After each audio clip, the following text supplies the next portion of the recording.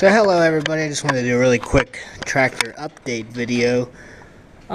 Starting out with the 4848N that I had gotten from my grandfather, who had sadly passed away due to cancer in November. Upon getting it, well, I'd ran it for quite a long time, and it always seemed to smoke. I think the engine was rebuilt in '87, somewhere around there. So, I decided to change the oil, I think 2 weeks ago for the first time, and I would assume 20 years. And when I changed it, I noticed some bad stuff. Hopefully, I don't think you guys will be able to see in there, but yeah, I highly doubt it. The inside of this cap, though, if I give you a view, it's got all that white milky residue in it. And that right there on an 8N is your oil filter. As you can see where my finger's at is where the drain screw for that is. When I took out the drain screw, nothing came out. Turns out the bottom of this was about up to here full with nothing but sludge. I'm talking like I could lay bricks with the shit. So after I changed it, I noticed I was getting really low oil pressure. Oil pressure gauge right about there. Starting out fine at about 15 to 20, but after running for 10 minutes, you go down to practically nothing. Now, normal for these tractors, they don't run high on oil pressure. They can sustain somewhere from like 5 to 10 and be perfectly fine. But as I started using it, I was doing some landscaping, and when on a pole, it did not want to run anymore. It'd start right back up, but it just wanted to quit running. So after diagnosis, I have discovered that the shit that I found in the canister and stuff, of course, is all through the motor, and the rings and the valve seats have gone bad. So it does run, but it's time for a rebuild. I did some research, found a shop that'll do it. I'm gonna have, this thing has never had brakes as far as I've been alive, and that's because back in here, like I said, it's so damn dark in here. The rear seal leaks. They leak right onto the drums. They're drum brakes, and then it causes them to fail. So basically, we've just been clutch stopping it for the past how many years, which is no good. Muy bueno. I think that's not even the correct Spanish translation, but whatever. So it was supposed to go today. Loaded up on a flatbed and come get it, but Mother Nature had other plans, and yeah, you can't really haul shit when it's snowing out.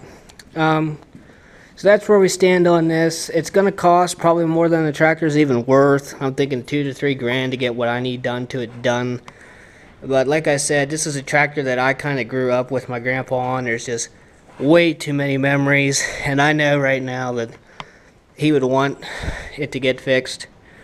Luckily, we were blessed to get royalty money from an oil well, so it's not going to hurt us too bad. But I'm going to have they're going to rebuild the motor so it runs like a dream, put brakes on it, and then I want them to check out the 3-point lift system. It seems to fail over time.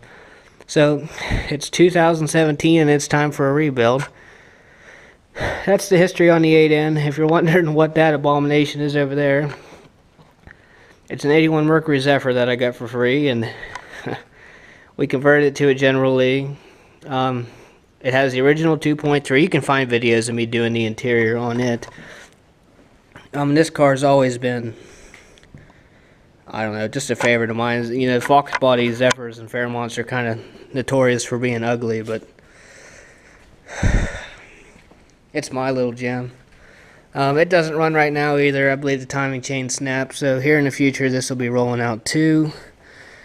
But for now, that is an update on the 48.8N. We will move on to the Kubota BX. So here we are in here with the 2016 BX1870. As you can see, I put the motor deck back on, which in these tractors is a blessing. It takes like maybe 15 minutes. And there's no freaking cotter pins. It's just awesome. This thing, hopefully in the next 2 weeks I'm going to get it out of here. It's going to go get a full maintenance, because I don't have the time. I start a new job tomorrow, and it's a full-time job. But the only problem I ever had with this thing is the throttle. See how it's real loose? There's 2 nuts down there that hold that on. Let's see if I can show them to you, actually.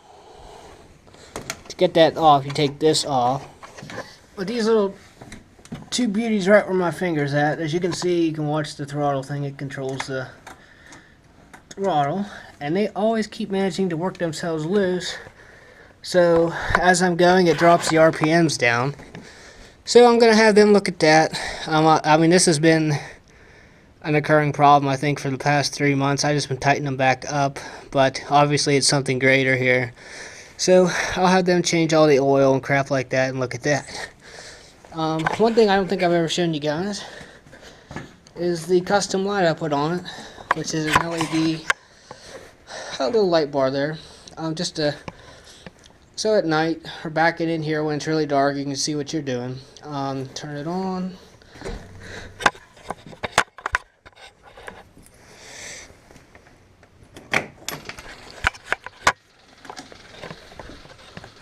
As you can see, it works pretty good. It's just controlled by the headlight switch. That's about it.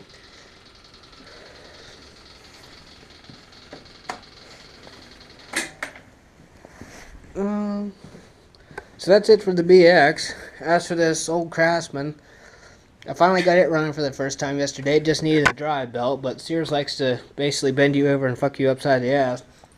And a little drive belt for this thing was 75 bucks. I know people will say, well, you could have went with an aftermarket brand, but I just wanted to make sure when ordering off the internet I got it right the first time, so I just went for the factory. And the factory replacements are usually the most expensive things in the world. But I'll be getting the deck back on this here soon. Main reason for fixing this one up, like I said, this was my grandfather's. He bought it new. I think it's a 92. I'm not 100% sure.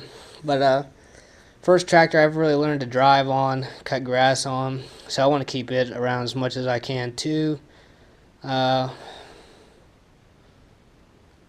plus, in the tight spots with the loader, I won't lie, it's kind of a pain in the butt with these things. You have to back up. So for the more tight spots, run this thing on, and then for the rest of the property, use the trusty Kubota here. I think I mentioned in the video, I've got about 5 acres of grass to cut. So that's a 60-inch deck. I think that's a 44. So yeah. So thanks you guys so much for watching. If you enjoy these videos, give it a like. And yeah. Thanks so much for watching.